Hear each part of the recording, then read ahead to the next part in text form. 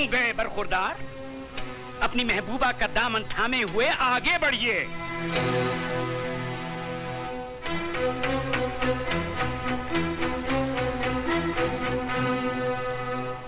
अब हमारी आंखों में आंखें डाल के जवाब दीजिए, क्या तुमने ये नहीं कहा था कि मैं किसी कीमत पे भी इस लड़की को नहीं अपनाऊंगा? हाई कोर्ट में मुकदमा लड़ूंगा, सुप्रीम कोर्ट तक जाऊंगा। कहा था। और ये भी तो कहा था कि मैं 7 साल की सजा काटने को तैयार हूँ, मगर इस लड़की से हरगिज शादी नहीं करूंगा। ये भी कहा था। तो फिर आज क्या हो गया? कौन सा तूफान उमड़ पड़ा कि जिस लड़की को हमारा खानदान अपने पैरों की धूल समझता है, उसी को तुमने अपने सर पर बिठा दिया? जिस लड़की ने हमें शहर भर में बेइज्जत किया, उसे तुम अपने दिल में बसा बैठे। जिस लड़की का रुतबा हमारे घर में एक नौकरानी से भी ऊंचा नहीं होना चाहिए था, उसे तुमने हमारे बराबर लाकर खड़ा कर दिया। क्यों राज, क्यों? वो मेरी भूल थी जिसके लिए मैं शर्मिंदा हूँ। जिस भूल पे तुझे आज शर्म आ रही है, वो भूल भी तू नहीं की थी। गलत। उस भूल के जिम्मेदार भी आप हैं। बचपन में जब मैंने माली की पीठ पर कोड़े बरसाए थे, तो आपने क्या कहा था? हम अमीर हैं, ये हमारा पैदाइशी हक है कि हम जुल्म करें। वो गरीब है, जुल्म सहना उसका मुकद्दर है। गरीब और अमीर की खाई मेरे दिलो दिमाग में किसने खोदी? आपने। पैसों की तलवार मेरे हाथों में किसने थमाई? आपने। इंसान को इंसान न समझने की तालीम किसने दी? आपने। वाह भांजे वाह, वेरी गुड, वेरी गुड।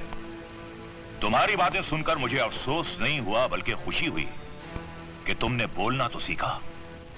अल्फाज जरूर तुम्हारे हैं लेकिन जबान इस नागिन की है।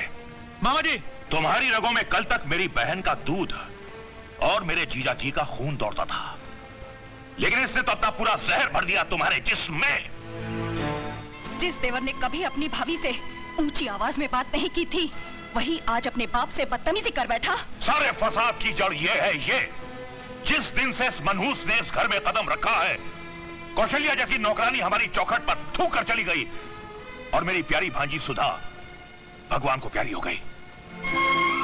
अरे जन्म जली, क्या तू पूरे खानदान को निकल कर ही जाएगी? उठाकर फेंक दो इसे घर से बाहर। खबरदार जो किसी ने भी। क्या करेगा तू? मैं भूल जाऊंगा कि आप मेरे बाप हैं और मैं आपका बेटा। तो क्या मुझ पे हाथ उठाएगा तू? उठा, उठा, बदतमीज, उठा, उठा ना, उठा, उठा। सबसे पहले मैं इस फसाद की जड़ को बाहर निकालता हूँ। ऐसी गलती मत कीजिए कि लोग आपको राय बहादुर कहना छोड़ दें।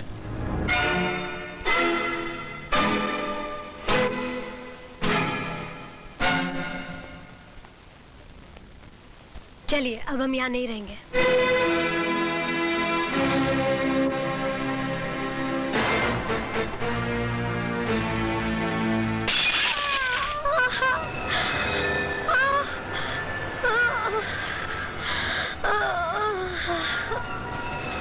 माला, माला।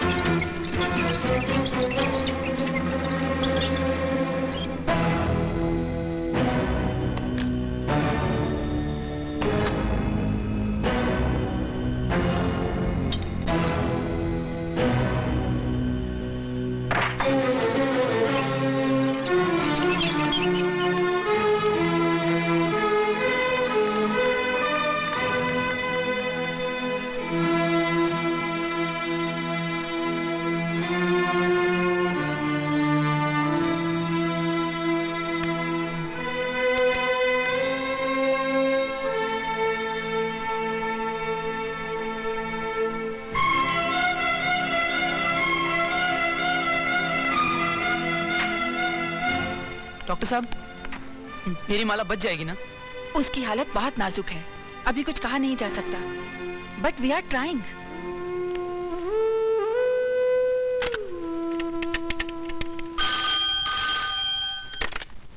Hello inspector Khaniya. Inspector Khan, मैं ज्वेल हॉस्पिटल से डॉक्टर सुष्मिता माथुर बोल रही हूँ। एक केस रिपोर्ट करवाना है। Injury of the skull. Case बहुत सीरियस है। किसको चोट लगी है? मशहूर इंडस्ट्रियलिस्ट राय बहादुर जी की बहू माला को। माला को? जी हाँ। मैं अभी आता हूँ। डॉक्टर पेशेंट की पल्स सिंक हो रही है।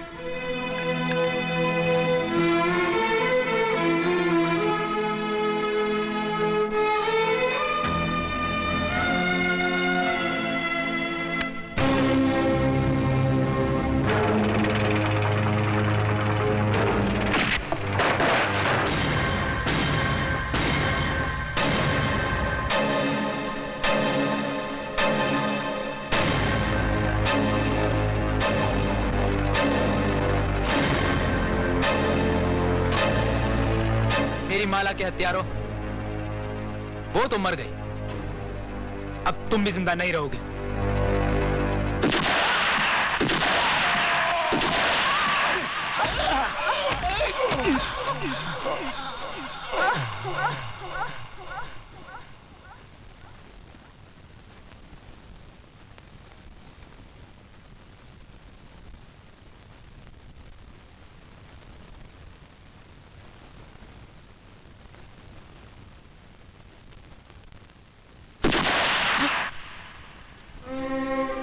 राज, माला कैसी है?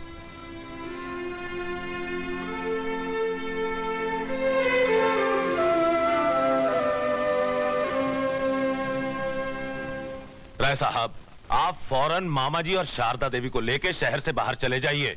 मैं कोर्ट में साबित कर दूंगा कि वारदात के समय आप लोग शहर में थे ही नहीं। नहीं। हेलो, राय बहादुर के कानूनी दलाल, दे फोन मेरे बाप को। राज। मिस्टर राय बहादुर, अगर मेरी माला को कुछ हो गया तो समझ लेना तुम्हारा छोटा बेटा मर गया। साथ में बड़ा बेटा भी मर गया।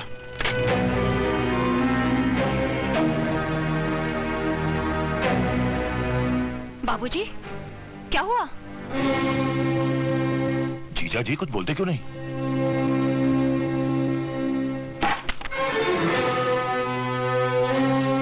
राय बहादुर साहब, कहां जा रहे हैं आप?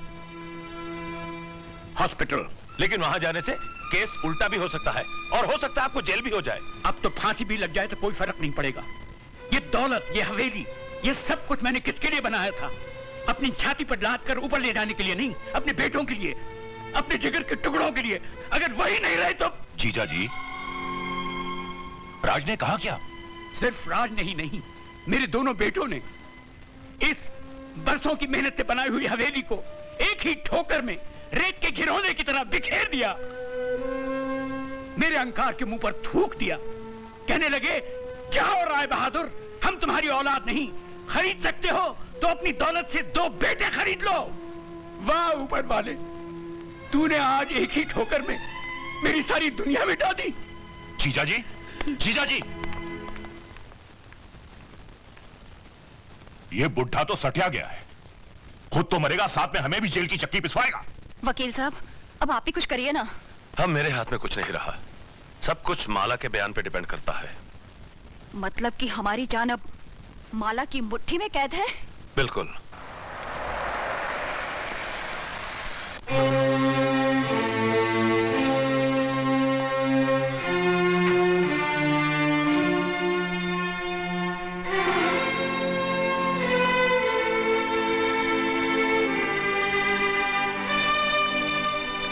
डॉक्टर, कैसी है मेरी बहू? अभी कुछ नहीं कहा जा सकता, शायद ऑपरेशन करना पड़े। तो कीजिए, दुनिया के बड़े से बड़े डॉक्टर सर्जन को बुलाइए, जितने पैसे लगे लगा दीजिए। देखिए, हम पूरी कोशिश कर रहे हैं। सिर्फ कोशिश नहीं डॉक्टर, मुझे मेरी बहू चाहिए। मैं आपके पांव पड़ता हूँ, मैं आपसे भीख मांगता हूँ। राय बहादुर दौलत के बगैर जी सकता है, मगर औलाद के बगैर बिल्कुल नहीं। डैडी, प्लीज संभालिए अपने आप को।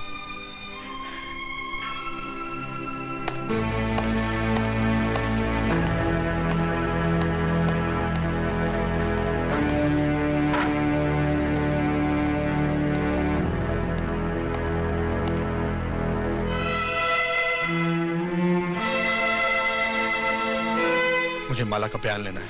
आप बाहर इंतजार कीजिए, जब ये होश में आ जाएगी मैं आपको बुला लूंगी। Okay.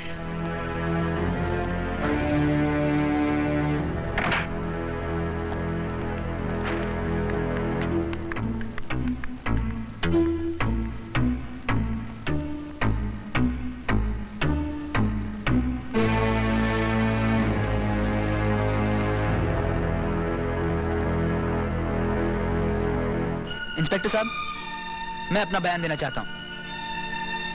आज सुबह सुबह मेरा और माला का झगड़ा हुआ और गुस्से में आके मैंने उसके सर पर। इंस्पेक्टर साहब, गुनहगार ये नहीं, मैं हूं। ये आप लोग क्या? तुम चुप रहो जी। दोनों फांसी पर खुद ही चढ़ते हैं तो चढ़ जाने दीजिए। इनके मरते ही करोड़ों की दौलत हमारी हो जाएगी।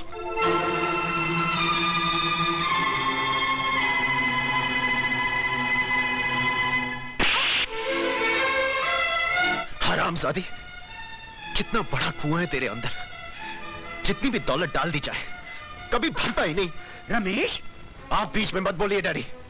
यही है वो जड़ जिसने इस खानदान की हर शाख को जहरीला बना दिया है।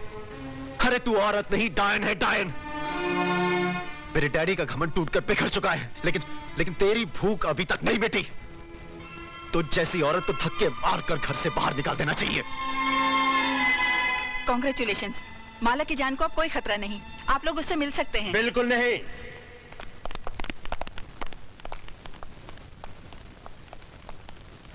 जब तक इंस्पेक्टर खान माला का बयान नहीं ले लेता, आप लोगों में से किसी को भी अंदर जाने की इजाजत नहीं है।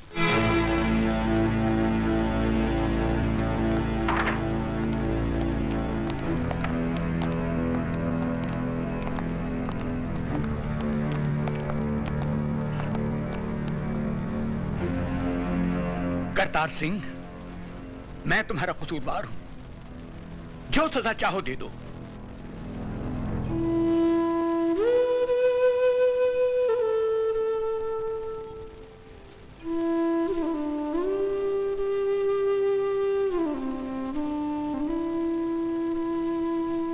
माला, तुम्हारे सर पर ये चोट कैसे लगी? जी, मैं ये जानना चाहता हूं कि तुम्हें किसने मारा।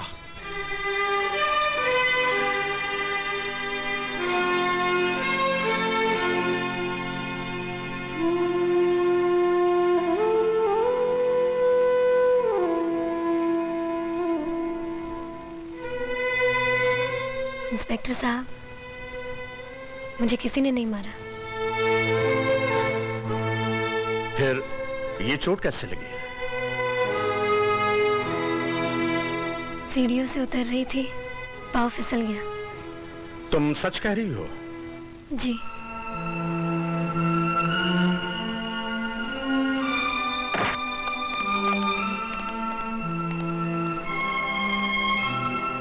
माला का कहना है कि पांव फिसल जाने से उसे चोट लगी है, इसलिए अब कानून को किसी पर कोई शुबा नहीं। आप लोग अंदर जा सकते हैं।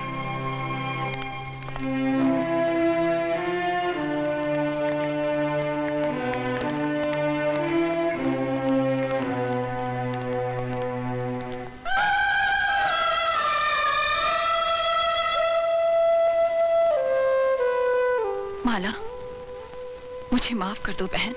ऐसा मत कहो। एक औरत से उसका सुहाग छीनने की जो मैंने गुस्ताखी की है, वो तो माफी के काबिल भी नहीं है। गलती इंसान ही करता है, भगवान नहीं।